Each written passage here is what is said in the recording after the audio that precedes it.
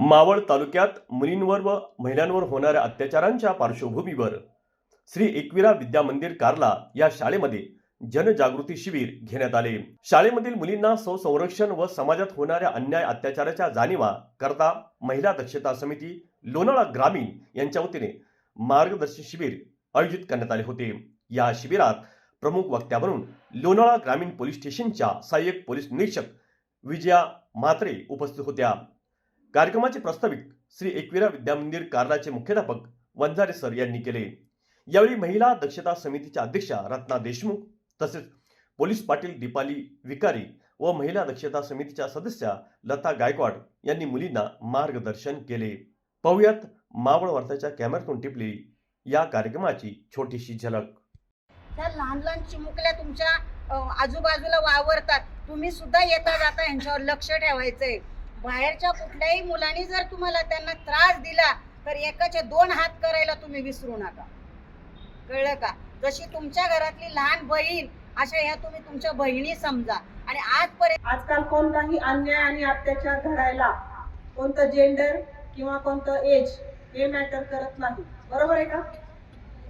आवाज कमी येतोय, लगे उन्हाने तापलेला आहे ना तुम्ही? हा, ते सांगते। त्याच्यामुळे आवाज मोठा आला पाहिजे, येईल ना? Very good. माझ्या एकटीचा आवाज मी विदाउट माईकचा पण बोलू शकते, तेवढा आवाज मोठा आहे माझा। इकडच्या टप्प्यात आवाज येतो, इकडे नाहीच वाटतं। झोपले का? बघा, एक चांगलं लेक्चर म्हणा किंवा एक चांगला धडा शिकवण्यासाठी तुम्हाला आलेले आहे। समाजामध्ये वावरताना 3 वर्षाच्या मुलीवर रेप होतोय आणि 4 वर्षाचा मुलगा त्याच्यावर सुद्धा रेप होतोय, ही गोष्ट तुम्हाला पटण्यासारखी आहे का? नाही ना? कारण समाजात सोशल मीडियामुळे ती विकृती वाढलेली आहे ना, की आपल्या शेजारी उभारलेला माणूस कोणत्या नजरेने आपल्याकडे बघतोय हे आपण डिसाईड करू शकत नाही, बरोबर आहे का? त्याच्यामध्ये सगळे मोबाईल वापरत असतील, बरोबर?